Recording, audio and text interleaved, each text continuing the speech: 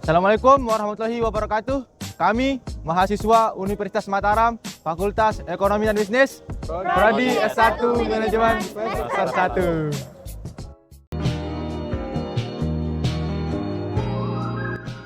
1. Video ini dibuat untuk menyelesaikan tugas ujian akhir semester 1 pada mata kuliah kewarganegaraan dengan dosen pengampu Ibu Rahadani, SH, MH.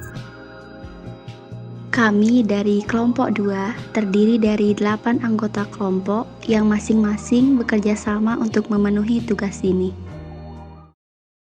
Ever since I left the city,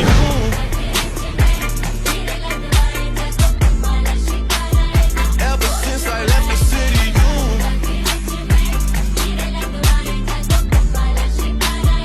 ever since I left the city,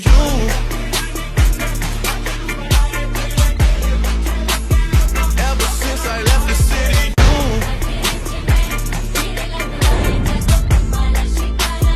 ever since I left the city.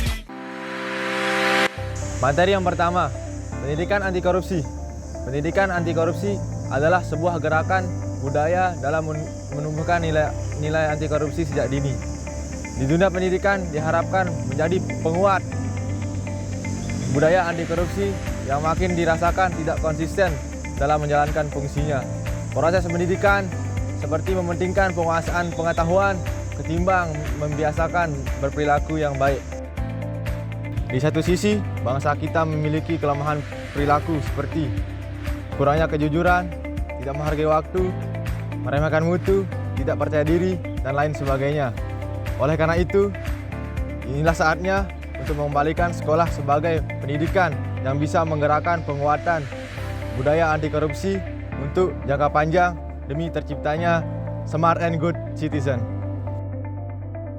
Contoh anti korupsi yang dilakukan Indonesia dengan adanya bimbingan konseling atau BK di sekolah yang diharapkan dapat menanamkan sikap jujur kepada siswa dan kegiatan-kegiatan lain yang dapat diharapkan dapat mengubah sikap bangsa Indonesia yang seperti tidak menghargai waktu, kurangnya kejujuran, dan lain-lain. Materi yang kedua, demokrasi Indonesia. Demokrasi adalah bentuk atau sistem pemerintahan yang dimana seluruh rakyatnya turut serta memerintah melalui perantara wakilnya yang terpilih. Jadi, pengertian demokrasi adalah pemerintah yang diselenggarakan dari rakyat, untuk rakyat, dan oleh rakyat. Demokrasi memiliki fungsi sebagai sistem politik yang memiliki kekuatan untuk memilih pemimpin rakyat dan pemerintahan secara bebas serta adil dalam pemilihan umum. Contoh dari demokrasi di Indonesia adalah yang pertama, menggunakan hak pilih untuk memilih wakil rakyat, presiden, dan calon wakil presiden. Kemudian yang kedua adalah memberikan aspirasi kepada wakil rakyat. Dan yang ketiga adalah memberikan kritik yang positif untuk membangun bangsa dan negara. Materi yang ketiga, geopolitik Indonesia. Geopolitik Indonesia adalah cara pandang sikap bangsa Indonesia mengenai diri dengan lingkungan yang beragam dan bernilai strategis dengan mengutamakan persatuan dan kesatuan wilayah dan tetap menghargai, menghormati kebinekaan dan aspek kehidupan nasional untuk mencapai tujuan nasional. Kemudian contoh selanjutnya yaitu mengenai geopolitik di Indonesia. Seperti saat sengketa klaim kebudayaan Indonesia oleh negara lain. Contohnya saat Malaysia mengklaim batik sebagai warisan budaya mereka. Atas hal itu, pemerintah Indonesia tentu saja tidak hanya tinggal diam. Pemerintah Indonesia langsung mendaftarkan batik kepada Heritage UNESCO.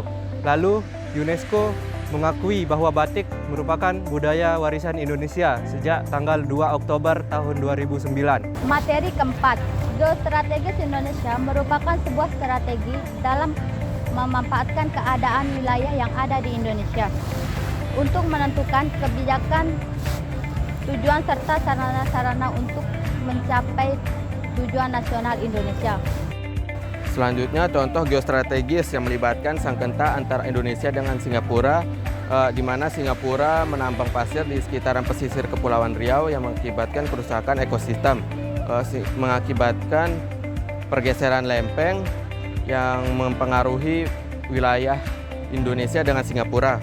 Materi kelima, Rule of Law. Rule of Law adalah suatu prinsip di mana kekuasaan sewenang-wenang yang di mana kedudukan yang sama di depan hukum dan perlindungan hak kebebasan warga negara. Rule of Law juga berhubungan dengan hak asasi manusia, karena Rule of Law adalah hak untuk menjamin agar manusia bisa memiliki hak asasi, hak dasar dimiliki oleh setiap warga negara. Contoh selanjutnya adalah mengenai Rule of Law dan hak asasi manusia. Contoh mengenai Rule of Law adalah yang pertama, saling menghargai, kemudian menjaga kerukunan di kehidupan bersosial dan bermasyarakat. Selanjutnya, mengikuti kegiatan-kegiatan yang diselenggarakan di tempat sekitar. Selanjutnya yaitu hak asasi manusia.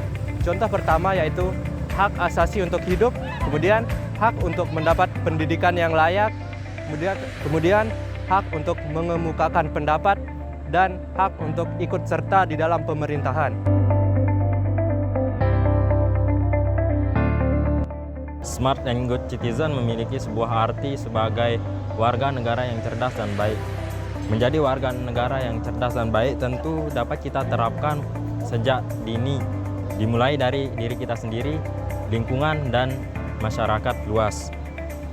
Menjadi smart and good citizen, tentu kita dapat mencapainya dengan mempelajari pendidikan kewarganegaraan dengan baik dan sungguh-sungguh. Selanjutnya, cara yang dapat kita lakukan untuk menjadi smart and good citizen yaitu dengan cara memiliki ide-ide kreatif dan inovatif yang dimana warga negara yang cerdas dan baik harus memiliki kemampuan secara penuh untuk menyalurkan ide-ide kreatif dan inovatifnya untuk memajukan, mencerdaskan, dan mengembangkan bangsa Indonesia untuk kedepannya. Mari Kita sebagai generasi muda Menjadi warga negara Yang cerdas dan baik. demi kemajuan bangsa Indonesia Ke depannya. Sekian pemaparan materi dari kelompok kami. Hidup mahasiswa. Hidup mahasiswa. Assalamualaikum warahmatullahi wabarakatuh.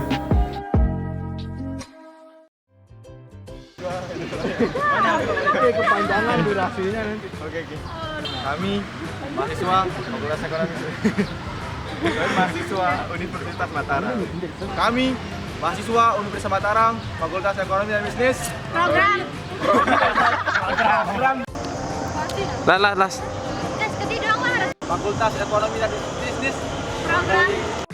Baik, inilah materi yang pertama yang saya tahu. Pendidikan anti korupsi adalah sebuah gerakan yang Satu. proses pendidikan seperti mempentingkan satu sisi gerakan budaya dunia anti korupsi Mulai. Hah? Ada Asian kamu udah gas. satu sisi jadi Demi terciptanya. Pengertian demokrasi adalah sistem pemerintahan yang demokrasi memiliki fungsi untuk sistem yes, Satu. Materi. Pamat. 1. Oke. 2-1. Materi keempat. Yes. Rule of Law. Baik dan cerdas. Bentuk priwet.